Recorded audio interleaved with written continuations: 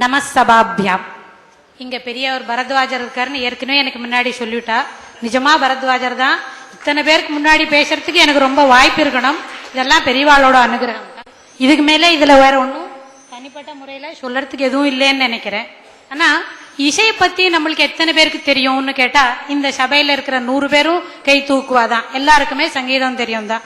சங்கீதம் தெரியாதவா யாரான்னு இருக்காளா இந்த ஊர்ல? கிடையாது. எல்லாருமே பாத்ரூம் சிங்கர்ஸ் தான். எல்லாரும் சபையில உட்காந்து 4 மணி நேரம் கச்சேரி பண்றாளா, இசைய வழுவாது பாடுறாளா, அதெல்லாம் அப்புறம். ஆனா இதுக்கு முன்னாடி யோசிக்கும் பொழுது நம்ம இந்த காலத்துல எல்லாருமே சொல்றோம் சங்கீதம் தெரியும், நன்னா பாடுவோம், இல்ல பாட மாட்டோம், பாடினா கேட்போம், கேட்டா பாதியில எழுந்து போவோம். அதுக்குதான் இப்ப காஃபி வேண்டாம்னு சொன்னேன்.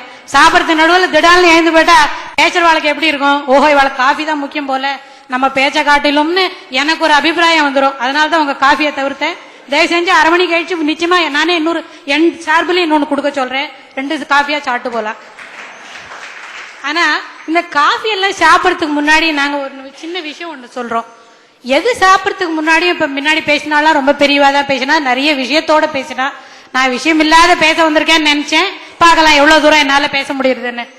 இது எல்லாமே இசை நம்ம பெரியவாளோட தொடர்புடையதுன்னு சொல்றா. நம்ம பெரியவாளுக்கும் எனக்கு என்ன கனெக்ஷன் தெரியவே இல்லை. எப்படி சொல்றதுன்னு கேட்டா, ஒரு பெரிய சூரியனோட கூட பக்கத்துல இருக்கிற அந்த ஊர்கோடியில ஒரு பூச்சி இருக்குமே, அதுக்கும் என்ன கனெக்ஷன் கேட்டா, சூரியனுக்கு எல்லாரையும் தெரியும், பூச்சிக்கு எல்லாரையும் தெரியுமா? பூச்சிக்கு எல்லாரையும் தெரியும், சூரியன் எல்லாரும் தெரியுமா?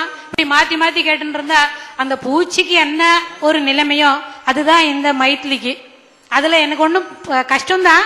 ஏன்னா சில பேரோட பழகிறதுக்கெல்லாம் அனுபவம் இருக்கணும், வயசு இருக்கணும் இல்லையா? நமக்கு இப்பதான் பால்யம் இருக்கு, பெருவாள் காலமாயிட்ட ரொம்ப நாள் ஆச்சு, சித்தி அடைஞ்ச இடத்த கூட போய் பார்க்கறதுக்கு வாய்ப்பு இல்லை. அப்புறம் என்ன சொல்றது, பெரியவா சொல்றதெல்லாம் கேட்டு வச்சுக்கிறோமே, அது ஒண்ணுதான். நிறைய உபன்யாசங்கள் கேட்டிருக்கோம், அந்த ரெக்கார்டிங்ஸ் எல்லாம், அதெல்லாம் எப்படி இருக்குன்னு அது எல்லாருமே கேட்டிருப்பா. ஆனா அந்த இசையை பத்தி சொல்லும் போது பெரியவாளுக்கு ரொம்ப இஷ்டமானது அந்த 5 நோட்ல இருக்கிற ராகங்கள்லாம் ரொம்ப பிடிக்கும்னு என்னுடைய தகப்பனார் சொல்லுவார். அதாவது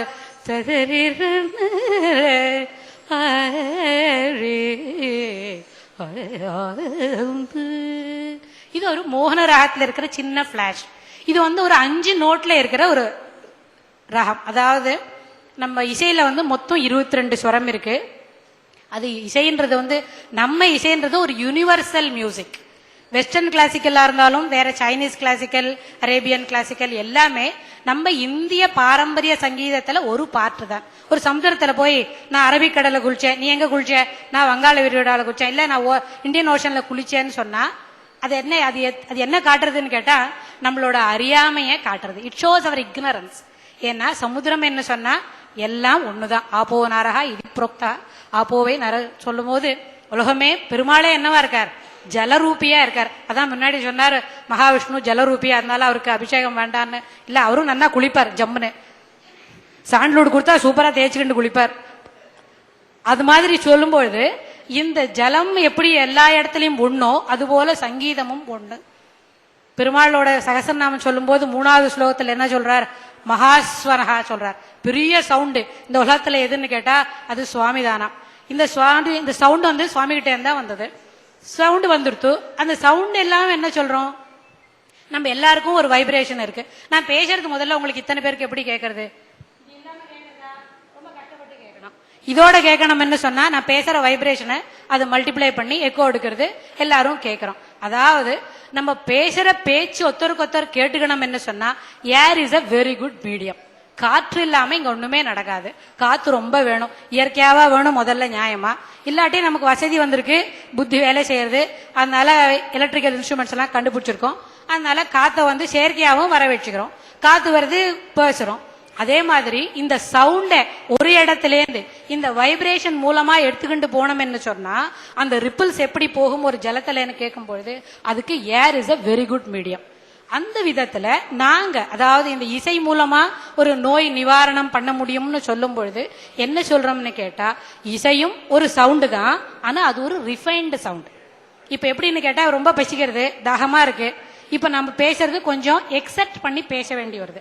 இதுவே இப்ப எல்லாருக்கும் காஃபி கொடுத்துட்டான்னு வைங்களேன், உங்களோட சேர்ந்து நானும் குடிச்சுட்டா கொஞ்சம் தெம்பு வரும், இன்னும் கொஞ்சம் இவ்வளவு எக்ஸ்ட்ராக்ட் பண்ணிக்க வேண்டாம். அதாவது தாக சமனம் ஆச்சு, ஈஸியா பேச வருது. அது மாதிரி ஒரு தாகமோ ஒரு வேகமோ இருக்கும் பொழுது நம்ம ஒரு கஷ்டப்பட்டு பேசணும். ஆனா அப்படி பேசாதக்கு எப்பவும் ஒரே மாதிரி யார் பாடினாலும் இந்த மோகன ராகத்தை இப்படி பாடினாதான் இது மோகன ராகம், இல்லாட்டா இது மோகன ராகமா? ஒத்துக்க மாட்டா. எங்கேயோ ஒரு ஸ்வரம் இடிக்கிறதே, காந்தானு சரியா தெருக்கலையே, தெய்வத்தை இடிக்கிறதே சரியா பாடலையே, சா கொஞ்சம் தூக்குமா அப்படின்னு சொல்லுவா. அதனால யார் எப்பொழுது எப்படி பாடினாலும் ஒரே மாதிரி கேட்கணும்னு சொன்னா அது அதாவது அது இசைக்கு அப்படி ஒரு பெருமை. மோகன ராகத்துக்கு மட்டும் இல்லை, எந்த ராகம் பாடினாலும் அப்படிதான் இருக்கும். இதை மற்றும் பெரியவாள் என்ன சொல்லுவான்னா, இந்த மாதிரி இந்த 22 நோட்டுக்குள்ள இருக்கிறதுக்கு இந்த மோகன ராகத்துக்கு ஏன் இப்படி ஒரு பெருமை அப்படின்னு கேட்டா, இது ஒரு சைக்கிள் ஆஃப் 5th. 22 ஸ்வரத்தையும் வரிசையா அடுக்கி ஒரு 5வது நோட்டையும் பிடிச்சு நிறுத்தினா அதுதான் மோகனம். அதனால இது என்ன பண்ணும்னு கேட்டா, நம்ம மனசுல இருக்கிற அந்த தாபத்திரயங்கள் இருக்கே, இல்லாதவன் யாரானு உண்டா? பிருத்திவி சம்பந்தம் இருக்கு, பிரகிருதி சம்பந்தம் இருக்கு அப்படின்னு சொன்னா அவனுக்கு தாபத்திரயங்கள் இருக்காததுக்கு சான்ஸே இல்லை, இருந்து தான் ஆகணும். ஏன்னா பெருமாள் கீதையில என்ன சொல்றார், என்னெல்லாம் உனக்கு துர்புத்தி இருக்கோ அதுக்கு நான் தான் காரணம், எல்லாம் சுபுத்தி இருக்கோ அதுக்கு நான் தான் காரணம். சரி நீ வேற என்னெல்லாம் நல்லா பண்றியா, ஏய் அது நான் சொல்லி கொடுத்ததுதான். உனக்கு ரொம்ப அயோக்கியனா இருக்கியா, அதுவும் என்னால தான் வருது. ஏன்னா thousands of years of karma behind us. We should follow our own brain, run in our own grooves. நம்ம வேலையை நம்ம தான் செஞ்சுக்கணும். இப்போ ஒரு ரிஜிஸ்டர் போஸ்ட் வருது, நான் இப்போ ஆத்தல இங்க வந்துட்டேன், என்ன தேடிக்கிட்டு அவன் காத்துட்டு இருப்பானா, பக்கத்தாத்துல கொடுத்துட்டு போவனா? 3 நாள் கழிச்சாலும் டாக்டர் மைதிலி கழுத்து போட்டாதான் நான் தருவன். அதுபோலதான் நம்மளுடைய பிராரப்த கர்மாக்கள்லாம். பாதி யாரான பக்கத்தாத்து மாமா வாங்கி சொன்னா வாங்கி போற, நிச்சயமா வாங்க மாட்டார், அடிப்பார். அப்புறம் வந்து ஏன் மாமி இதெல்லாம் வாங்க சொன்னாங்க அப்படின்னு. அது மாதிரி நம்மளுடைய இந்த தாபத்திரயங்களை நீக்கிறதுக்கும் மனசுல சமனம் ஏற்படுறதுக்கும் இந்த இசை நல்லபடியா உதவும்ன்றத நாங்க ப்ரூஃப் பண்ணிருக்கோம். அந்த பவர் பாயிண்ட் பேசுறதுக்கு முன்னாடி எங்க அப்போலோ கிளினிக், எங்களோட கிளினிக் என்ன பேருன்னு கேட்டா பிரகலாத் மியூசிக் தெரப்பி விங்குன்னு பேரு. பிரகலாதன்னு என்ன சொன்னா சமஸ்கிருதத்துல பிர பிளஸ் ஆகலாத், எதையும் வெளியில இருந்து கிரகிச்சுக்கிறவன்னு சொல்லக்கூடியது. ஆனா நம்மளுக்கு புராண இதிகாசங்கள்ல தெரியும், இரண்யகசிபோட பையனுக்கு பிரகலாதன், 5வது குழந்தைக்கு பிரகலாதன்னு பேர் வச்சான். ஏன்னு சொன்னா கர்ப்பத்துல இருக்கும் பொழுதே அவ அம்மாக்கு கயாத்துக்கு நாரதர் சொல்லி கொடுத்த அத்தனை விஷயத்தையும் கேட்டுக்கிட்டான். பிரகலாதனுக்கு அப்புறம் தான் அபிமன்யு, யுகங்கள் தாண்டி. அதனாலதான் நாங்க பிரகலாதன் வச்சோம். எங்க சேர்மனுக்கு ரொம்ப சந்தோஷம், அடடா இப்படி கேட்டணும்னு சொல்றியே, அப்படி சொன்ன உடனே எல்லாத்துக்கும் அர்த்தம் சொல்லணும் நாங்க. ஏன்னு சொன்னா இந்த மாதிரி சமுதிரத்துல இந்த ஸ்லோகத்தை சொல்லி பிரபலத் ஆகலாதுன்னு சொன்ன உடனே ரொம்ப சந்தோஷப்பட்டார். அதுல முதல்ல இந்த கர்ப்ப காலத்துல இசையை கொடுத்து ஒரு என்ன பண்ணுறதுன்னு ஒரு ரிசர்ச் பண்ணி காமிச்சேன். அதாவது உலகம் ஃபுல்லா ப்ரூஃப் பண்ணிருக்கா, ஒரு 20 வாரத்து கருவே வெளியில இருக்கிற செய்திகளை கிரகிச்சுக்கும்னு. அது ஒண்ணு நான் புதுசா சொல்லல, யுகாந்தரமா சொல்லிக்கின்ற விஷயம் தான். ஆனா எங்க ஹாஸ்பிட்டல்ல என்ன ப்ரூஃப் பண்ணோம்னா 19வது வாரத்திலேயே தி சைல்ட் லிசன்ஸ் அப்படின்னு நான் சொன்னேன். அது எப்படின்னு கேட்டா இதேதான். எப்படி 19வது வாரத்திலேயே ஒரு இசையை கொடுக்கறது. வை வி ஆர் கிவிங் மியூசிக்னு சொன்னா சங்கீதமும் ஒரு சவுண்டு தான், ஆனா ஒரு ரிஃபைன்டு சவுண்டு. முன்னாடி சென்டென்ஸ்ல சொன்ன மாதிரி அந்த மாதிரி ஒரு தாய் கருவுற்று இருக்கிற தாயை கூப்பிட்டு அவளை உட்காந்து வச்சு ஒரு சில ரகத்துல வாசிச்ச, அதாவது அந்த ஃபீட்டஸ்க்கு ஒரு வைப்ரேஷன் உண்டு, அந்த வைப்ரேஷன் அந்த வேவ் லென்த்துக்கு தகுந்த உள்ள இந்த சொரங்களை இருக்கிற ரகத்தை வாசிச்சு அவ அந்த குழந்தைய கேட்க பண்ணினா, குழந்தைய கேட்க முடியாது, அம்மாவை கேட்க பண்ணாலே, அதாவது கர்ப்ப காலத்துல தாய் என்னெல்லாம் செய்யறாளோ அது அத்தனையும் அந்த குழந்தைக்கு தெரியும். அதனாலதான் பெரியவாள்லாம் சொல்லுவா, ரொம்ப சண்டை போடுற இடத்துக்கு போகாத, 4 சந்தி கூட்டுன்னு போகாத, சூரியன் அஸ்தமிக்கிற காலத்துல போகாத, ரொம்ப சூரியன் உதிக்கிறதுக்கு முன்னாடி குளிர்ல கூட்டுன்னு போகாத அப்படின்னு சொல்லுவா. இதெல்லாம் நிஜமா தாயானவாளுக்கும் பாட்டியா இருக்கிறவாளுக்கும் தெரியும். ஏன் இந்த பாட்டி ரொம்ப இன்ஹிபிஷன்ஸ் பண்றா, அங்க போகக்கூடாதுன்னு சொன்னா பிகாஸ் ஆஃப் ஹர் எக்ஸ்பீரியன்ஸ். அனுபவத்தை நம்ம கேட்காம தர, நம்மளுக்கு தான் தெரியுமே. எதுவுமே ஓசியில கொடுத்தா வாங்க மாட்டோம், கேட்காம கொடுத்தா முதலே வாங்க மாட்டோம், எல்லாத்தையும் முதுகு காட்டின்னு போவோம். ஆனா உண்மையில பாட்டி தன்னோட எக்ஸ்பீரியன்ஸை அந்த பேத்திக்கு கொடுக்குறா, அங்க எல்லாம் போகாதுன்னு. அந்த மாதிரி இருக்கிறது அந்த 19வது வாரத்திலே இந்த இசையை கொடுக்கும் பொழுது அந்த தாய் கேட்கறா, ஆட்டோமேட்டிக்கா அந்த உள்ளுக்குள்ள இருக்கிற ஃபீட்டோஸும் கேட்கறது. இதை நாங்க ஒரு 2 அல்லது 4 வாரம் கேட்ட உடனே ஒரு 24 அல்லது 25வது வாரத்துல இந்த கரு என்ன பண்றது, அந்த இசையை கேட்கறதுக்கு தன்னை பழக்கப்படுத்திக்கிறதுனால the fetus sticks to the timings.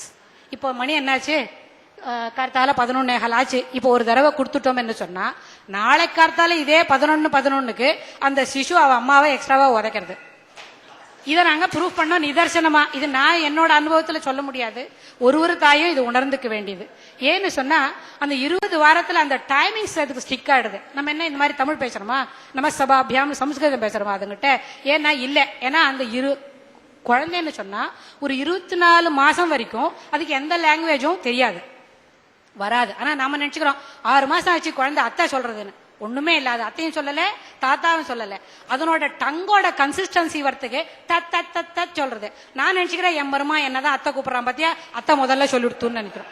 ஒண்ணுமே இல்ல, அவ தாத்தா வர்றாரு அங்கேருந்து. அது மறுபடியும் பல்லையும் நாக்கையும் ஒட்டவர்தான்னு பாத்துக்கிறது. அந்த 2 கண்ட்ரோல் வருதான்னு தெரிஞ்சுக்கிட்டா தாத்தா தாத்தா சொல்றது. உடனே தாத்தா அங்கேருந்து வர்றா, டேய் என்னதான்டா முதல்ல கூப்பிடுறதுன்னு. பெருமாள் நினைச்சுக்கிறாரா, உங்களை எவனையுமே கூப்பிடலடா, அதனோட ஆர்கான் கண்ட்ரோலுக்கு நான் அதை தயார் பண்ணிக்கிட்டு இருக்கேன், நீ அங்கேருந்து வந்து தாத்தா கூப்பிடுறது பாட்டி கூப்பிடுறதுன்னு. இல்லைன்னா அது 2 உதடு ஒட்டுகிறதான்னு பாக்குறது. மாமா மாமா சொல்றது பாத்தியா, மாமாவை கூப்பிடுறது பாரு, மாமா கொண்டாடா பைசான்றோம். ஒத்துருமே ஒன்றும் தரதில்லை. ஆனா அந்த குழந்தையோட வளர்கின்ற பருவம் அப்படி வந்திருக்கு. அந்த மாதிரி வரும்போது அதுக்கு எப்பவும் லாங்குவேஜ் வராது. அதனால ஒரு டியூன்ஸ் கொடுக்குறோம். தாய் என்ன மொழியில பேசினாலும் அந்த இசை என்ற ஒலி வடிவத்தை அது தன்னுடைய செவித்திறன் மூலமா அந்த குழந்தைக்கு கொடுக்கறதுனால அதை தொடர்ந்து கேட்கறது.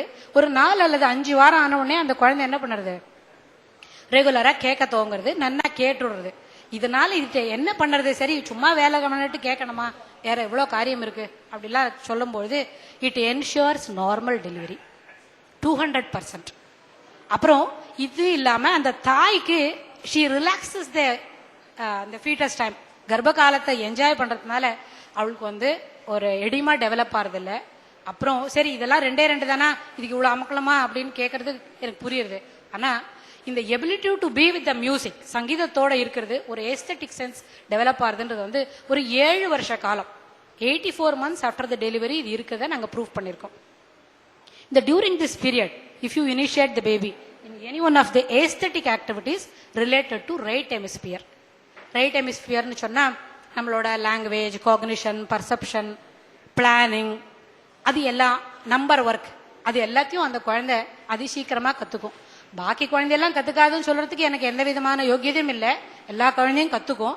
ஆனா மற்ற குழந்தைக்கு ஒரு பீஸ் சொல்லி கொடுத்தா 30 நாள்ல வரும் என்ன சொல்லுங்களேன், இந்த குழந்தை 3 நாள்ல கத்துக்கும்.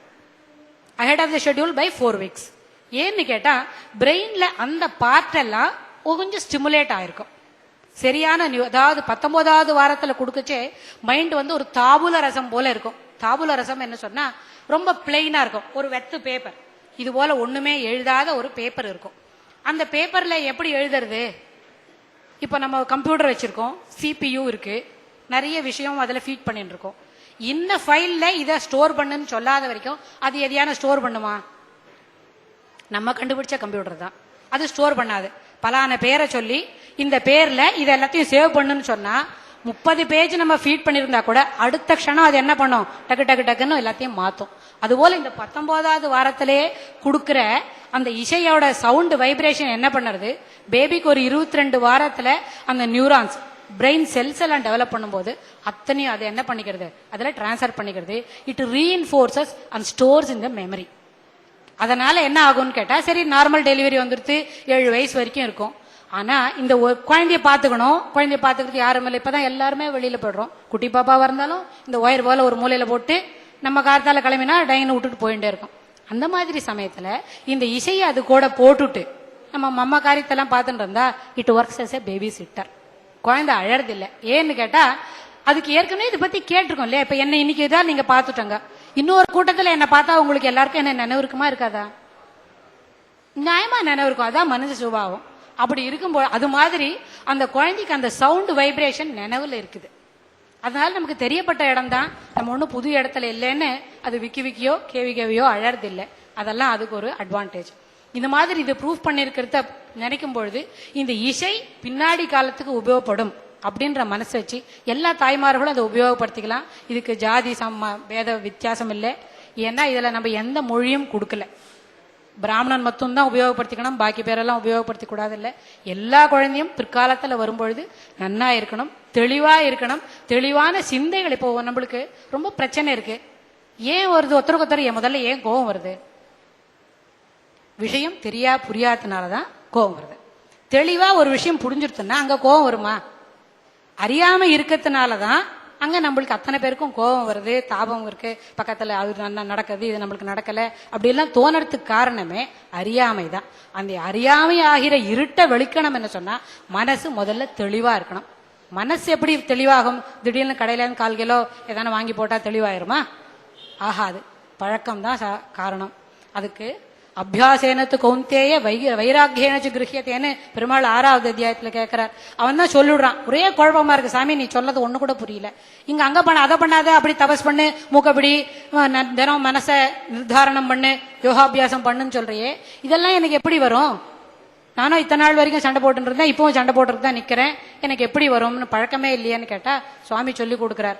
எதுவுமே செந்தமிழும் நாப்பழக்கம் வைத்ததொரு கல்வி மனப்பழக்கம் நித்தம் நடையும் நடைவழக்கம் நட்பும் தயையும் கொடையும் பிறவி குணம்னு சொன்னா அந்த அம்மா சொல்லிட்டு போயிட்டா அதெல்லாம் நம்ம அனுசரிக்க வேண்டாமோ?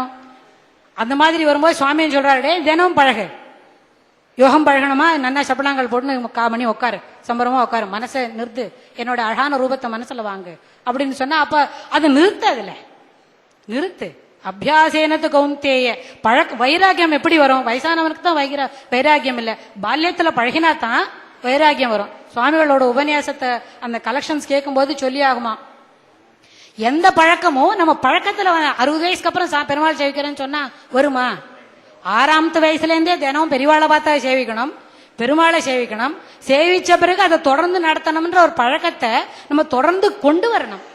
நம்ம குழந்தைகளுக்கு சொல்லித்தரணும். இன்றைய காலகட்டத்தில் நம்ம குழந்தைகளுக்கு வேல்யூஸ் இல்லை, அந்த வேல்யூஸை கொடுத்துக்கிறதுக்கு நம்ம பெரியவாள்லாம் முயற்சிக்கணும். இதுக்கு நடுவில் இதை அப்படியே நிறுத்தி விடுறேன். இதுக்கு மேலே சொன்னா ரொம்ப பெரியவாள்லாம் இருக்காள், நான் ரொம்ப சின்ன பொண்ணு, இதுக்கு மேலே சொன்னா சரிப்படாது. அதனால இப்ப நான் பண்ற இந்த ஸ்ட்ரெஸ்ன்ற வார்த்தையை பத்தி யாரெல்லாம் என்ன சொல்றா அப்படின்னு கேட்கணும்னா, இந்த ஸ்ட்ரெஸ்ன்ற வார்த்தையை இன்னைக்கு ஒரு 2ஆம் கிளாஸ் குழந்தையும் சொல்றது, என்ன போல ஒரு ரிசர்ச் ஸ்காலரும் சொல்றா, ரொம்ப வயசாயிருக்கிறவங்க சொல்றா. அது ஏன்னு கேட்டா, ஒரு பிரச்சனையே இப்பொழுது என்ன செய்யணும் எது செய்யக்கூடாது அப்படின்றத தெரிஞ்சுக்காம செய்யறதுனால ஒரு குழந்தை வருது, ஹோம்ஒர்க்கே பண்ணாம மொத்த காரியம் உட்காந்து அந்த சன் டிவியோ ராஜி டிவியோ உட்காந்து முழு நேரம் பார்த்துட்டு ராத்திரி 8:45 அம்மா வந்து சாதம் போட்ட உடனே தூங்குமா, ஹோம்ஒர்க் எழுதுமா? சரி போனா போறது, குழந்தை தூங்கி போடுறது. காத்தால எழுந்து ஸ்கூல் போறதுக்கு முன்னே அத்தனை வேலையும் பண்ணுமா, ஹோம்ஒர்க் பண்ணாம ஸ்கூல் போக மாட்டான்னா மக்கர் நான் போக மாட்டேன்றது, கார்ல ஏற மாட்டேன், மோட்டர் சைக்கிள் போக மாட்டேன், டிரைவர் கிட்ட போய் ரகசியமா எனக்கு வயிற்று வலிக்கிறது ஆத்திலே இருக்கேன்னு சொல்றது. ஏன் போய் சொல்றதுன்னு கேட்டா ஹோம்ஒர்க் பண்ணல. அந்த வேலையை குறிப்பிட்ட நேரத்துல செய்யாத மன பலு அந்த குழந்தைய அழுத்துறது, அது எனக்கு ஸ்ட்ரெஸ், அப்பா ஒரே டென்ஷன் அப்படின்னு. என்ன டென்ஷனுக்கு ஸ்பெல்லிங்கே தெரியாது, இவெல்லாம் டென்ஷன் சொல்றான். அதுக்கு என்ன காரணம்னு கேட்டா, அந்த ஸ்ட்ரெஸ் நம்ம வராம இருக்கிறதுக்கு சரியான பிளானிங் இருக்கணும். இப்போ போய் நான் சொன்னாக்க யாரும் கேட்க மாட்டேன், ஆல்ரெடி வி ஹவ் பிளான், இப்படிதான் 50 வயசா வளர்ந்துட்டு இருக்கோம், இன்னைக்கு நீ சொல்லிட்டியா ஸ்ட்ரெஸ் எப்படி போடுறதுன்னு. சரி இருக்கிறது வந்துடுத்து, வராம இருக்கிறதுக்கு வழி சொல்லி கொடுக்குறோம் குழந்தைகளுக்கு. வந்துட்ட பிறகு எப்படி நேரம் பண்ணலாம் அப்படின்னு கேட்டா, முதல்ல ஸ்ட்ரெஸ்ன்னு சொன்னா நம்ம எல்லாரும் கஷ்டமா இருக்கிற ஸ்ட்ரெஸ் மட்டும் தான் நினைச்சுக்கிறோம். நெகட்டிவ் ஃபார்ம் ஒண்டிதான், உண்மையில நெகட்டிவ் ஃபார்ம் இல்ல, பாசிட்டிவ் ஸ்ட்ரெஸ்ஸும் இருக்கு. பாசிட்டிவ் ஸ்ட்ரெஸ் சொன்னா அதை நாங்க ஜெர்மன்ல கிரீக்ல எல்லாம் யூ ஸ்ட்ரெஸ் அப்படின்னு சொல்லுவோம். யூ ஸ்ட்ரெஸ்னால நம்மளுக்கு ரொம்ப சிரமம் இருக்காது. ஏன்னு கேட்டா, இப்போ ஒரு இடத்துக்கு போறோம், காத்தால 4 மணிக்கு எழுந்து நம்ம காரியத்தெல்லாம் முடிச்சுட்டாதான் 6 மணிக்கு கார் வந்தோடனே கார் எடுத்துன்னு ரொம்ப தூரம் போனோம்னா, அங்க போகப்பட்டு அங்க பழகக்கூடிய இடம் நம்மளுக்கு ரொம்ப விருப்பமான ஒரு செய்திகளை தரக்கூடியதா இருந்தா, அந்த 4:30 மணிக்கு எழுந்து காரியமெல்லாம் பண்ணிட்டு வந்தோமே அந்த ஸ்ட்ரெஸ் நம்மள அழுத்தாது. சரி 6:30 மணிக்கு போய் அங்க நன்னா துட்டு வாங்க போறோம், எல்லாம் போக வர போறலாம், அங்கே வந்துட்டாள் அந்த டாக்டர் மொக்க போடுறதுக்கு அப்படின்னு நம்மள வெயரான்னு வைங்களேன், 4:30 மணிக்கு எழுந்தது நிச்சயமா ஸ்ட்ரெஸ் தான். அதுபோல இல்ல ஒரு ஆபீஸ்க்கு போறோம், ஒரு ப்ரமோஷனுக்கு வேலை பண்றோம், அந்த டெஸ்ட் எல்லாம் எழுதுறோம், படிக்கிறோம், அந்த ஸ்ட்ரெஸ்ஸுக்கு நம்ம அந்த ப்ரமோஷனுக்காக உழைக்கிறது, நம்மளுக்கு கண்டிப்பா ப்ரமோஷன் கிடைச்சிருத்துன்னு வைங்களேன், அந்த ஸ்ட்ரெஸ் நம்மள பாதிக்கவே பாதிக்காது. அப்புறம் அதுக்கு கார்டியாக் ரீஹாபிலிட்டேஷன் போக வேண்டாம், முதல்ல சர்ஜரி போக வேண்டாம், பிபி ஷூட்டப் ஆகாது, எதுவுமே ஆகாது. இத்தனையும் பண்ணிட்டு நம்மளுக்கு ப்ரமோஷன் கிடைக்கல, யாரோ நேத்திக்கு வந்தோம் ப்ரமோஷன் கொடுத்துட்டான்னு வைங்களேன், நிச்சயமா நம்ம ஒரு கார்டியாலஜிஸ்ட் கிட்ட அப்பாயின்மெண்ட் மாசம் முழுக்க வாங்கிக்கணும். ஏன்னா அந்த நெகட்டிவ் ஃபார்ம்ல அது நம்மள பாதிச்சுடுது. அதை கூட நம்ம சரி பண்ணிக்கலாம். எப்படின்னு கேட்டா, ஆமா அடுத்த ப்ரமோஷன் நம்மளுக்கு வரும்னு அதை சகஜமா எடுத்துக்க நம்மள 199 பேருக்கு தெரியல.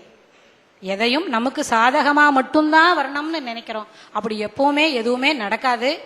ஆனா எது நடக்கிறதோ அது பகவானுடைய செயல். என்னை இந்த மூலையில இன்னைக்கு பேச வச்சுக்கிறது சுவாமியோட சித்தம் தான், என்னோட பிளானிங்கே இல்லை. டாக்டர் ஸ்ரீதரவானா கேளுங்க, எனக்கு இன்னைக்கு எவ்வளவு காரியம் இருக்குன்னு. சரி, அந்த மாதிரி இந்த ஸ்ட்ரெஸ் இது பாசிட்டிவ் ஸ்ட்ரெஸ் வச்சுக்கணும். நெகட்டிவ் ஸ்ட்ரெஸ்ன்னு தான் நம்மள எத்தனை பேரும் பாதிக்கிறது. நெகட்டிவ் ஸ்ட்ரெஸ்ன்னு வரும்போது பெரிய லீடிங் எக்ஸ்பர்ட்ஸ் எல்லாம் சொல்றா, ஒன்னு என்ன பண்ணணும், அந்த ஸ்ட்ரெஸ்ஸோடு கூட போயிடு, சரி வாழ்க்கை இப்படிதான், நம்ம ஸ்ட்ரெஸ்ஸோட ஏமா உழைச்சா கூட ஆபீஸ்ல ப்ரமோஷன் கிடைக்காதுன்னு சகஜமா எடுத்துக்கோ. இல்லாத போனா அந்த ஸ்ட்ரெஸ்ல இருந்து என்ன பண்ண, தப்பிச்சுன்னு ஓடிப்போடு, அந்த இடத்த விட்டு கண்காணாத போயிடு. இப்ப யாரோ நம்மள வெய்யறான்னு வைங்களேன், சுபாவத்துல எனக்கு ரொம்ப கோவம் வராது. யாரான்னு என்ன கோவிச்சுக்கிண்டா அந்த இடத்த விட்டு நான் என்ன பண்ணிடுவேன், நைஸா பூனை மாதிரி நகர்ந்து அப்பால போடுவேன். அப்புறம் அங்க போய் கால் டம்ளர் தீர்த்தம் சாப்பிட்டா சரியா போச்சு. அப்படி எல்லா நேரமும் பண்ண முடியுமா? இந்த மாதிரி கட்டு போட்டு உட்காந்து வச்சுன்னா இங்கேருந்து நான் நடுவில் எப்படி தப்பிச்சுன்னு ஓடுறது? அதனால சில நேரத்தில் ஸ்ட்ரெஸ்ஸை ஃபேஸ் பண்ணறதுக்கு you flight or face it. சில நேரத்தில் கண்டிப்பா எதிர்கொண்டு தான் ஆக வேண்டும். எல்லா நேரமும் தப்பிச்சுக்க முடியுமா? அப்புறம் சுவாமினோத்தர் எப்படி இருக்கிறதுக்கு? நம்ம தப்பிச்சு நம்ம கையிலே எல்லாம் இருக்குன்னு சொன்னா அப்ப பெருமாள்லாம் கூப்பிட வேண்டிய அவசியமே இல்லையே, நானே தானே ராஜா வாழ்வேன். அப்படி இல்லையே.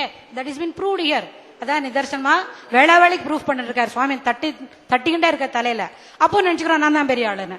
அப்போதான் நம்மளோட அறியாம நன்ன நிதர்சனமா வெளியில வருது. அந்த மாதிரி இருக்கும்போது நம்ம எம்ப்ளாயிஸ்க்கோ யாருக்கோ சொல்லி கொடுக்குறோம் தப்பிச்சுக்கலாம் அப்படின்னு. அப்புறம் அந்த ஆள் சிரிப்பான் என்னை பார்த்து, அங்கேருந்து வந்துட்டா இந்த சைக்காலஜிஸ்ட் தப்பிச்சுக்கிறதுக்கு எப்படி டியூட்டிலேருந்து தப்பிச்சுன்னு போறது, ஃபேஸ் பண்ணித்தான் ஆகணும் அப்படின்னு. Next slide. இந்த மாதிரி இடத்துல மியூசிக் தெரப்பி என்ன செய்யும் அப்படின்னு நம்ம பார்க்கலாம்.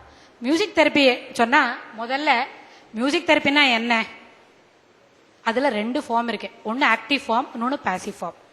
ராம ராம ஜெய ராஜ அப்படி நம்ம பாடும்போது நீங்க எல்லாரும் சேர்ந்துனுங்கன்னு வைங்களேன், அது ஆக்டிவ் ஃபார்ம். రామ రామయన రాధ రఘుపతి రక్షకుడని వినలేద காமஜனகுனி கதவின் வாரிக்கு காமஜனகுனி அப்படின்னா பெரிய பஜனை. ராமர் இப்ப வாசல் வந்து நிப்பார். இது இங்க நம்மள யாரோ கூப்பிடுறாளேன்னு. ஏன்னா கூட்டு பிரார்த்தனைக்கு எப்பவுமே பலம் அதிகம். அந்த மாதிரி ஆக்டிவ் பார்ட்டிசிபேஷனுக்கு ரொம்ப விதமா இருக்கும். ஆனா பாசிவ் லிசனிங் என்ன சொன்னா அங்க வார்த்தைக்கோ பார்ட்டிசிபேஷனுக்கோ என்ஜாய்மெண்ட்டுக்கோ இடம் இல்லை. ஆக்டிவ் பார்ட்டிசிபேஷன் சொல்லும் பொழுது அது என்ன பண்ணும்னா நம்மளோட லெஃப்ட் ஹெமிஸ்பியருக்கு காம்ப்ரஹென்ஷன் இல்லாம, மொழி தெரியாம எங்கேயான பாட முடியுமா? சில யாரோ பாடினா கேட்டாலே நம்மளுக்கு மொழி இல்லாட்டா போறோம். ஆனா நம்மளும் சொல்லணும் என்ன சொன்னா அந்த உச்சாரணம் எல்லாம் பர்ஃபெக்டா இருக்கணும். ஆனா இது அத்தனையும் யோசிக்கும் போது மியூசிக் தெரப்பி என்னெல்லாம் பண்ணும், எப்படி கொடுக்கணும்னு சொன்னா பிளான் பண்ணணும். முதல்ல யாருக்கு என்ன தேவை, எப்படி கொடுக்கணும், அவளுக்கு என்ன மாதிரி உபாதைகள் இருக்கு, அதுக்கு நம்ம மியூசிக் தெரப்பி என்ன பண்ணும். மியூசிக் அவளுக்கு தெரியணும் அவசியம் இல்லை. இப்போ டாக்டர் ஸ்ரீதர் ஒரு மருந்து எழுதி கொடுக்குறார், அதனோட காம்பனன்ட்ஸ் நம்ம எல்லாத்துக்கும் தெரியணுமா?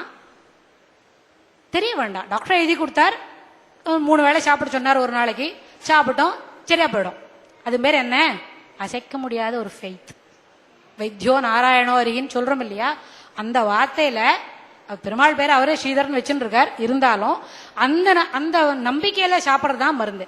என்னோட சீனியர் சொல்லுவார், நான் எழுதி கொடுக்குற மருந்துனால மட்டும் அவனுக்கு குணமாயிருதுன்னு நினைக்காத, அந்த நம்பிக்கை இருக்கே, டாக்டர் கொடுத்தாரு சாப்பிட்டோம் சரியா போச்சுன்னு, அதனாலதான் சரியா போறது, உண்மையில என் மருந்துல ஒண்ணுமே இல்லை அப்படின்னு ரொம்ப சிம்பிளா தன்னை சொல்லிப்பார். அந்த மாதிரி பார்க்கும்போது அவனுக்கு என்ன உபாதை இருக்கு அப்படின்றதுக்கு பிளான் பண்ணணும். அவனுக்கு சங்கீதம் தெரியணும்னு அவசியம் இல்லை. எந்த சங்கீதமும் here music works as a medicine, ஒரு மருந்து தான். அந்த மருந்து வந்து எனக்கு தெரியாதே, சங்கீதமே தெரியாதே, மோகன ராகமா, அதுக்கு என்ன நோட்ஸை பத்தி எனக்கு தெரியாதேன்னு சொன்னா அப்பதான் நன்னா வேலை செய்யும். இப்ப எனக்கே தெரியும்னு வைங்களேன் மருந்துல என்ன காம்பனன்ட்ஸ் இருக்குன்னா, என்ன இது தப்பா கொடுத்துருக்கான் போல இருக்கே, சரியா வயிற்றுக்கு எடுத்துருமோ அப்படின்னு ஒரு யோசனை வந்துட்டே இருக்கும். ஆனா அதெல்லாம் எனக்கு தெரியாது. பேராசிட்டமலும் வேற இன்னொரு மருந்தும் ஒண்ணுன்னு ஒருத்தன் நினைச்சுக்கிறான்னு வைங்களேன், அவனுக்கு தான் நன்னா வேலை செய்யும். அதுபோல இசையோட நுணுக்கங்கள் தெரியாதவனுக்கு நிச்சயமா அந்த இசை வந்து நல்ல பலனை கொடுக்கும். சரி, இசையை நல்லா பிளான் பண்ணணும், இப்படி கொடுக்கணும், இப்படி எல்லாம் தெரிஞ்சுட்டோம். 2 விதமான மியூசிக் தெரப்பி இருக்கு சொன்னோம். Active form of music therapy, passive form of music therapy சொன்னோம். Passive form is mere listening. ஆனா இது அத்தனையும் என்ன பண்ணுறதுன்னு கேட்டா, இந்த இசை நம்மளோட பாடியில் இருக்கிற வைப்ரேஷனுக்கும் அந்த இசையோட சவுண்டும் ஒண்ணுக்கு ஒண்ணு தொடர்போட போச்சுன்னு சொன்னா இட் டஸ் வண்டர்ஸ். அங்கதான் எதிர்பாராத விதமான ஆச்சரியங்கள் எல்லாம் தருது. அது எனக்கே ரொம்ப ஆச்சரியமா இருந்தது முதல்ல ஆரம்பிக்கிற ஒரு 7-8 வருஷம் முன்னாடி. இப்ப பரவாயில்ல, ஆச்சரியம் வந்து பார்ட் ஆஃப் தி வே ஆயிப்போச்சு. இப்போ புதுசா ஒருத்தரை பார்த்தா ஐஸ்மா பார்த்துட்டு இருப்போம், தினம் ஒருத்தரை பார்த்தா என்ன ஆயிடும், பழக போயிடும். கஷ்டமாக்கும் அதே தான், சந்தோஷத்துக்கும் அதே கான்ஸ்டன்ட் தான். ஏன்னா உளவியல் திருப்பமா நம்மளுக்கு ஒரு விதம் பழக்க போயிடுச்சுன்னா அது அப்படியே தொடர்ந்து நடத்துறது. அது மாதிரியா நம்மளுக்கு அது வந்து பழகிருது. இசை வந்து அதிசயமான முடிவுகளை தரும்ன்ற பழக்கம் சகஜமாயி போச்சு என்னை பொறுத்தன வரைக்கும். சரி, இந்த active form of music therapy எங்கெல்லாம் யூஸ் ஆகும்னு சொன்னா அவர் ப்ரொஃபசர் கல்யாணராமனோட ஃபீல்டு நியூரோலஜியில நியூரோ சர்ஜனுக்கு நல்ல யூஸ் ஆகும். அதாவது சில பேருக்கு ஆக்சிடென்ட் ஆயிடுறது, அந்த அவளுக்கு பேச்சு வரல அப்படின்னு சொன்னா அவனுக்கு முதல்ல எந்த மொழின்னு கண்டுபிடிச்சாதானே அவன் அப்பாவா அம்மாவா கண்டுபிடிக்க முடியும். அந்த மாதிரி சமயத்துல எந்த மொழியா இருந்தாலும் சில இசையை கொடுத்து அவனை கேட்க பண்ணினா சில நேரத்துல அந்த டியூனுக்கு தகுந்த மாதிரி காலை தட்டுவன். அப்படின்னா அவனோட ரைட் ஹெமிஸ்பியர் ஆக்டிவா தான் இருக்கு, அப்பா சாமி எனக்கு சில மருந்தெல்லாம் கொடுத்தா மேலுக்கு வருவான் அப்படின்னு சொல்ல முடியும். சில நேரத்துல நம்ம பாடினோம்னு சொன்னா அதுக்கு உண்டான தாளம் அவனுக்கு வந்துட்டே இருக்கும். அந்த rhythm will not move away. சில பேர் என்ன பண்ணுவா, சில நேரத்துல தானும் பாட நினைப்பா, இடத்த விட்டு காலை நீட்டுவன் வருவன், இல்லைன்னா அதுக்கு தகுந்த மாதிரி இப்படி நடந்துகிட்டு போவன். ஓஹோ, ரிதம் வந்து பாடி மூவ்மெண்ட்ஸ் வரைக்கும் இவனுக்கு போறது. ஸோ அந்த எக்ஸ்பிரசிவ் அஃபேஷியான்னு சொன்னா பேச வரல, சில வாழ்க்கை எக்ஸ்பிரசிவ் அதை வந்து எக்ஸ்பிரஸ் பண்ணுவா, அதை ஒரு சிலமா ஒரு சைகையில காட்டுவா. ஆனா அது ஒன்றும் ராத்திரி கொடுத்தா காத்தால நடக்காது, பொறுமையா கொடுத்துட்டே இருக்கணும். அதாவது பொறுமைன்றது வந்து வீச கணக்கில் வாங்கி வச்சுக்கணும். இப்பதான் வீசையெல்லாம் போடுத்து இல்லை, என்னோட அட்டெண்டர் ஒருத்தருக்கான், அவன் வண்டி தான் வீச சொல்லிட்டு இருக்கான். எங்கடா வீச சொல்றேன்னு கேட்டா அவன் பாட்டி சொன்னான்னு அவன் சொல்லிட்டு இருக்கான். அவன் சின்ன பையன் தான், இருந்தாலும் அவன் 2 வீசா 3 வீசா சொல்றான். அவன் தான் சொல்றான். இப்ப நம்மளுக்கெல்லாம் மில்லிகிராம்ல வந்துருது. இப்ப நம்ம குழந்தைகளுக்கெல்லாம் மில்லிகிராமுக்கு இல்ல, மைக்ரோ மில்லிகிராம்ல தான் பொறுமை இருக்கு. ஆனா இந்த மாதிரி நியூரலாஜிக்கல் சர்வீஸ்க்கு மியூசிக் தெரப்பி கொடுக்கணும்னு சொன்னா வீச கணக்கில் இருக்கணும். பொறுமை எப்படி இருக்கணும், வீச கணக்கில் இருக்கணும். கொடுத்து பார்த்து என்ன இது செக் ஆகுதா, அது போறதா, அந்த வைப்ரேஷன் செட் ஆகுதான்னு பார்த்துட்டா ஒன்ஸ் இட் கிளிக்ஸ் அப், அவ்வளவுதான். நம்ம தான் பெரிய அந்த இடத்துல அந்த பேஷண்ட்டை புழைக்க வைக்கிறோம்னு இருக்குமே, அந்த ஒரு சந்தோஷத்துக்கு ஏன்னா எவ்வளவு ஃபீஸும் வாங்க முடியாது.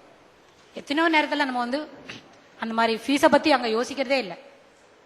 நாள் கணக்கா மணி கணக்கா பேஷண்ட் பின்னாடி நின்று கொடுத்துக்கிட்டே இருக்கும். அந்த மாதிரி அந்த எக்ஸ்பிரசிவ் அஃபேஷியாக்கு இந்த active form of music therapy நல்ல யூஸ் ஆகும். சரி, இந்த மாதிரி மியூசிக் தெரப்பிலாம் யூஸ் ஆகும்னு சொல்றோம். முதல்ல பள்ளிக்கூடத்து பசங்களை எடுத்துக்கோ. எனக்கு எப்பவுமே ரொம்ப ஆசை ஸ்கூல் பசங்களை நன்னா ஆக்கிடணும்னு. இந்த ஒரு 15 வயசுக்குள்ள அந்த குழந்தைகளை நன்னா ஆக்கிட்டா அடுத்த ஜெனரேஷன் நன்னா இருக்குன்ற ஒரு நம்பிக்கை வரும். அதனால ஸ்கூல் பசங்கள்ட்ட எனக்கு ரொம்ப ஆசை. அதனால எந்த ஸ்கூலுக்கும் வரட்டான்னு நான் போய் கேட்பேன். அந்த பிரின்சிபாலாம் சொல்லுவா, வாங்கோ சொல்லுவா, சில பேர் வரக்கூடாது, நீ வந்தா எங்க டீச்சரோட இதெல்லாம் கெட்டு போயிடும் அப்படின்னு சொல்லி. நான் நன்னா தானே படிக்க வைக்கிறேன், அப்புறம் என்ன வாண்டான்னு சொல்றேன்னு முண்டி அடிச்சுக்கிட்டு போவேன். அந்த மாதிரி பண்ணும்போது பள்ளிக்கூடத்துல பசங்கள் வந்து எக்ஸாமினேஷனுக்கு முன்னாடி சும்மா டென்ஷன் படிக்கல அப்படின்னு சொன்னான். அது மாதிரி ஒரு ஸ்கூல் கொண்டு போய் கொடுத்ததுலதான் பொன் பசங்களுக்கு ரொம்ப ஸ்ட்ரெஸ் இருக்குன்னு சொன்னான். அந்த வயசு அந்த காலபலம் எல்லாம் இருக்கிறதுனால அவளுக்கு சில மியூசிக்கை கொடுத்து எக்ஸாமினேஷனுக்கு முன்னாடி ஒரு வாரம் கேட்டுட்டு பரீட்சைக்கு போங்கோ சொன்னேன். பாருங்க இப்படி ஸ்ட்ரெஸ் எல்லாம் குறைஞ்சிருக்கு. மஞ்சள் கலர் பார் என்ன காட்டுறதுன்னு சொன்னா எக்ஸாமினேஷனுக்கு முன்னாடி அத்தனையும் ஸ்ட்ரெஸ், ஒண்ணு கூட வாசிக்கல, வாசிச்சா எதுவும் நினைவுல நிக்கல, எல்லாம் ஒரே சண்டை. எக்ஸாமினேஷனுக்கு அப்புறம் பாருங்க எல்லாம் அந்த ஒரு அக்வாமரன் கலர்ல அத்தனை ஸ்ட்ரெஸ்ஸும் குறைஞ்சிருக்கு. ப்ரீ போஸ்ட்ல வந்து நல்ல டிஃபரன்ஸ் கிடைக்கிறது. சரி, அந்த ஸ்கூல் பக்கத்துல அவளுக்கே பாய் ஸ்கூல் இருக்கு. பொன் பசங்களுக்கு தான் பண்ணுவாங்களா, ஆம்பளை பசங்களை பார்த்தா பிடிக்காதான்னு. அவளை தான் எனக்கு நன்னா பிடிக்கும், நான் அங்கேயும் வந்து பண்றேன்னு சொன்னேன். பாருங்க அங்க அந்த பசங்களுக்கும் குறைஞ்சிருக்கு. அதாவது இசை வந்து படிப்புக்கு முன்னாடி ஏன் அது கொடுக்குறோம் என்ன சொன்னா ஒரு சின்ன விஷயம் சொல்லுவோம். இந்த இதை பத்தி பார்க்கும்போது மியூசிக் என்ன பண்ணுன்னு கேட்டா நம்மளோட ரைட் ஹெமிஸ்பியருக்கு ரொம்ப ஒரு ஹோல்டு கிடைக்கும். அதாவது என்ன சொல்றோம்னா நம்ம லாங்குவேஜ் எங்க போறது, ஒன்று கூட ஒரு சரியான டெக்னிக்கல் தான் அது, இருந்தாலும் அதை நான் சொல்றேன். ஒரு மூளையில எந்த பகுதியில regulation of neuro hormones associated with stress அந்த பகுதியும், regulation of immune system responses அதுவும், ப்ராசஸிங் ஆஃப் மியூசிக் இது எல்லாம் ஒரே இடத்துல நடக்கிறது. சரியா சார் நான் சொல்றது? ஒத்துக்கலாமா? என்ன உங்க வழி கூட்டின்னு வருவீங்களா? சரி, அந்த 3 ஒரே இடத்துல நடக்கிறதுனால இசைய கொடுக்கும் பொழுது அதை நம்ம காம்ப்ரஹெண்ட் பண்றோம் இல்ல. you should make the music flow into you. சங்கீதத்தை வாசிச்ச உடனே எனக்கு நிறைய நண்பர்கள் இருக்கா சங்கீதம் ஃபுல் தெரியும். அவள்லாம் கேட்டான், நீ வாசிக்கிற இந்த மோகனம் வந்து இன்னும் கொஞ்சம் கனமாவே வர மாட்டேங்குது, ஏன் இவ்வளவு நாசுக்கா வாசிக்கிறேன்னா, அப்பா சாமி இது மருந்து, அப்படித்தான் கசக்கும் அப்படின்னு சொல்ல வேண்டி வருது. சங்கீதத்துல வந்து மோகனம்னா இப்படித்தானே பாடிக்கணும் அப்படின்னு சொன்னா கச்சேரியில அப்படி பாடணும். இது இசை. அந்த பர்டிகுலர் பார்ட்டை ஸ்டிமுலேட் பண்ணறதுக்கு எவ்வளோ ஃப்ரீக்வன்சி போறோமோ அவ்வளோ ஃப்ரீக்வன்சி வாசிச்சா போறோம். அதனால பிரெயின்ல எந்த பார்ட்ல இந்த மியூசிக்கை ப்ராசஸ் பண்றதோ அதே ப்ராசஸ் தான் நம்ம ஸ்ட்ரெஸ்ஸை ரிலீஸ் பண்ற இடமும். அதே இடம் தான் நம்ம இம்யூன் சிஸ்டம், நம்ம பாடியில வந்து நோய் வரக்கூடிய சக்தி இருக்கே அதை அதிகப்படுத்தணும்ல. நோய் வராம நோய் எதிர்ப்பு சக்தியை அதிகப்படுத்தணும் இல்லையா? எனக்கு 10 வருஷம் ஆச்சு சார், ஜுரமே வரல. அதான் நிஜம். ஏன்னு கேட்டா இசை என்னோட கூட தினம் அதை பழக்கப்படுத்தின்னு இருக்கேன். அந்த மாதிரி கொடுக்கும்பொழுது அந்த இம்யூன் சிஸ்டத்தை பலப்படுத்துறதும் அதே இடம் தான், மியூசிக்கை ப்ராசஸ் பண்ற இடமும் அதே தான், நம்ம ஸ்ட்ரெஸ் ஹார்மோன்ஸை ரெகுலேட் பண்றதும் அதே இடம் தான்.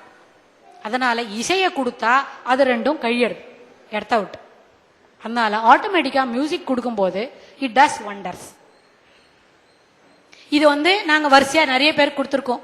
மேல்ஸ் ஒரு என்ஜினியர்ஸ் கொடுத்து பார்த்திருக்கேன், நிஜமா ஸ்ட்ரெஸ் போறதானு இந்த மாதிரி. ஆனா டாக்டர் ஸ்ரீதருக்கு மட்டும் கொடுத்துடல, நிறைய ஒரு மேல் சர்ஜன்ஸ் கூட வாங்கிட்டு இருக்கார். அடுத்த ஸ்லைட் காட்டுங்களேன் சார். அவர் எனக்கு கொஞ்ச நாள் கழிச்சு அடிக்க போறாருன்னு நினைக்கிறேன், நீ எனக்கு கொடுக்காம எல்லாம் பண்றியான்னு. இன்ஜினியர்ஸ் கொடுத்துருக்கோம், அப்புறம் டாக்டர்ஸ் கொடுத்துருக்கோம். அந்த மாதிரி எல்லா இடத்துலையும் மியூசிக் ரொம்ப குறைபாடு இல்லாம நிறைய நிறைகளை தேடி கொடுக்கறது.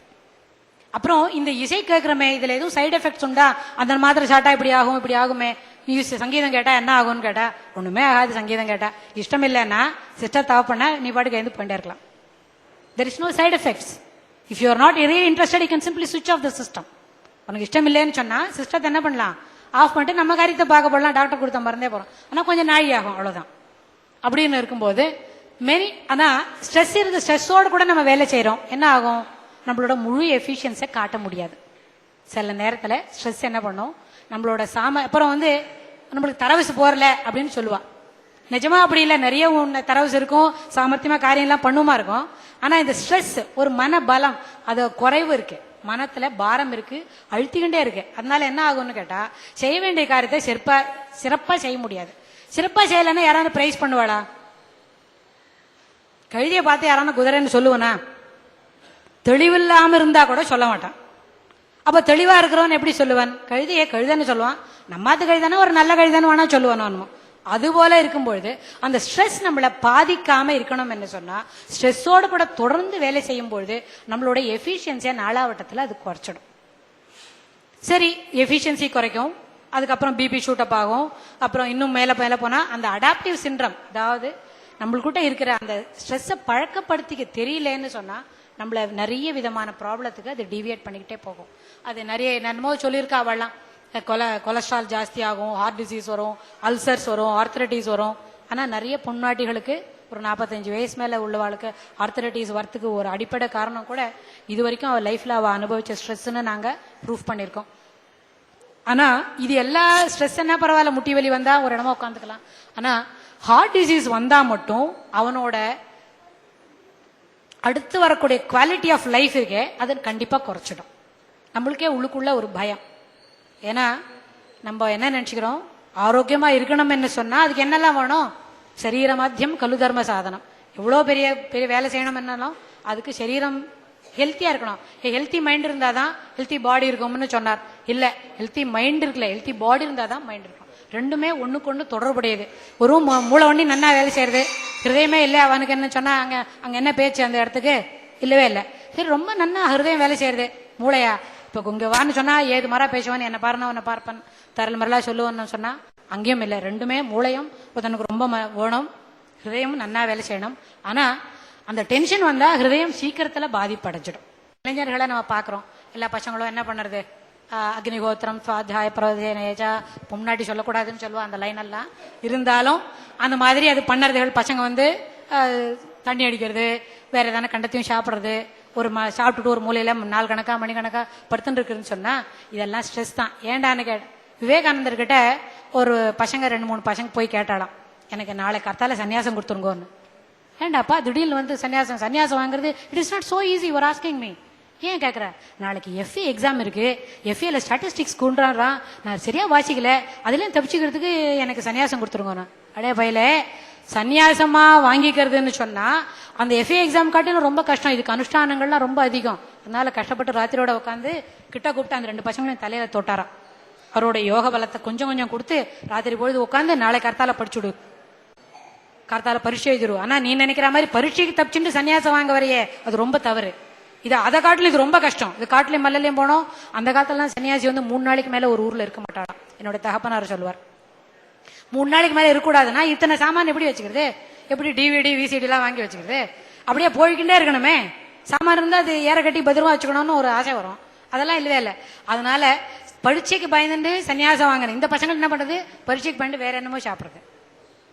ஏன் தினமும் பழக்கப்படுத்திக்கல, தினம் ஒரு அவர் வாசிக்கணும்னு இருந்தா அந்த பழக்கம் இல்லாதனால அந்த மாதிரி இருக்கும்பொழுது அந்த ஸ்ட்ரெஸ் எல்லாம் வெளியில கொண்டு வரதுக்கு இசை ஒரு நல்ல நிவாரணையா இருக்கும். இசையை புரிஞ்சுக்கணும்னு அவசியம் இல்லை. We can make the music flow into you. அது பண்ணலாம்.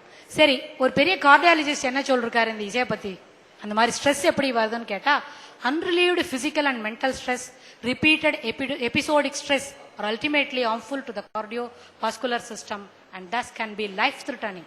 ஒரு ஆளோட உயிர் கொல்லியா அமையும் எப்படின்னு சொன்னா, கண்காணிக்காத ஸ்ட்ரெஸ், கட்டுப்பாடு இல்லாத ஒரு ஸ்ட்ரெஸ், மன அழுத்தம் ஒரு உயிர் கொல்லியா மாறறதுக்கு வாய்ப்பு இருக்கு அப்படின்னு சொல்றார். கன்க்ளூஷன்ஸ் மட்டும் கொடுத்துருங்க சார், பார்த்து படிச்சு விடுறேன். ரொம்ப போர் அடிச்சது இல்லை, மன்னிச்சுக்கோங்க.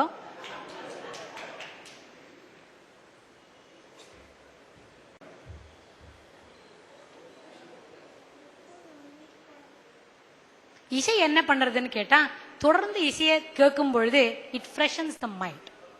இந்த பாடியில வந்து செரோட்டோனின் லெவலை என்ஹான்ஸ் பண்ணும்.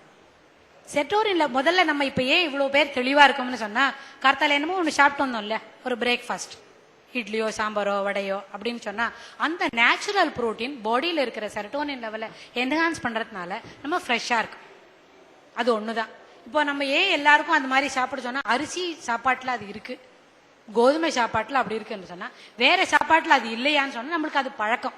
நம்ம இந்திய கலாச்சாரத்துல என்ன செய்யறோம், கார்த்தால இருந்தா ஒரு 2 இட்லி, கொஞ்சம் ஒரு சாம்பார், இல்லாட்டி கொஞ்சம் பொங்கல், கொஞ்சம் சாம்பார், அப்படி ஏதோ சாப்பிட்டுக்கணும்ல. அதுதான் த ஃபுட். நம்ம வந்து சாப்பிட்ற சாப்பாடு வந்து நம்மளுடைய பழக்க நடத்தைகளை மாத்துறதுன்றது பெரியவா சொன்ன விஷயம் தான், புதுசா ஒண்ணும் இல்லை. ஆனா அது நிஜம். பகவத்கீதையில சொல்லாத எந்த விஷயத்தையும் நம்ம யாரும் புதுசா சொல்லல.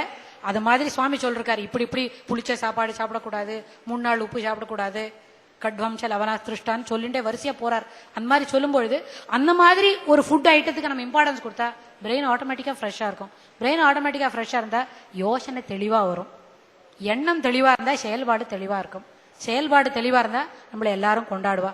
கிளம்சி தாட்ஸ் எங்கேயான பிரைஸ் கிடைக்குமா? ஒரு நாளும் கிடைக்காது. தெளிவான கிறிஸ்டல் கிளியரா ஆக்டிவிட்டிஸ் இருக்கிறவனுக்கு மட்டும்தான் பிரைஸ் கிடைக்கும். அந்த ஆஸ்பெக்ட்ல பார்க்கும்போது இசையன் அதுக்கு எல்லா விதமான ஒரு உத்வேகத்தை கொடுக்கக்கூடிய ஒரு அமைப்பா இருக்கு. இசை வந்து தனியானதா இல்லை, இசை நம்மளோட அன்றாடம் தொடர்புடைய செய்திகளோட கூடவே வந்துகிட்டு இருக்காது. அப்படின்னு சொன்னா இந்த ஸ்டடி இப்போ ஒரு 5-6 கிராஃப் பார்த்தோம் இல்லையா, அந்த அடிப்படையில் பார்க்கும்போது இசை எல்லாருக்குமே ஒரு ஸ்ட்ரெஸ் ரிலீவராகவும் உபயோகப்பட்டிருக்குது. அப்புறம் வந்து பள்ளிக்கூடத்து பசங்க நன்னா அதுல பயன்படுத்தி எடுத்துட்டு இருக்கா. மியூசிக் தெரப்பி வந்து அவளோட பரீட்சைக்கு முன்னாடி இருக்கிற மனப்பான்மையும் படிப்புல இருக்கிற மனப்பான்மையும் அதை சேர்த்து கொடுத்துருக்கு. அப்புறம் சரி, பள்ளிக்கூடத்து பசங்களுக்குலாம் இல்லை, பெரிய ப்ரொஃபஷனல்ஸ்க்கும் அவளோட ஸ்ட்ரெஸ், அந்த என்ஜினியர்லாம் ரொம்ப ப்ரைஸ் பண்ணா, நீங்க எங்க ஆஃபீஸ்லயே எங்களோட இருந்துருங்கோ சொன்னா. அப்புறம் சொன்னேன், அப்பல்லோ அடிக்கும், உங்களோட இருந்தா உங்களோட ஒரு வாரம் தான் இருக்க முடியும்னு சொல்லிட்டு வந்திருக்கேன். அந்த மாதிரி நிறைய நேரத்துல இசை ஒரு நல்ல நிவாரணியா நிறைய பேருக்கு ஊக்குவிப்பதாகவும் அமையிறது. நம்மளோட மூளைக்கும் இசைக்கும் ரொம்ப தொடர்புடைய இருக்கு. இசை நல்ல விதமா நம்மளுக்கு எல்லாருக்கும் உபயோகப்படுத்தணும்னு சொன்னா யாரோ படுத்தணுமோ ஆயிடும், நம்ம உபயோகப்படுத்திக்கணும். இந்த நிலையில இந்த நிகழ்ச்சியை நான் நிறைவுபட்டுக்கிறேன். நன்றி, வணக்கம்.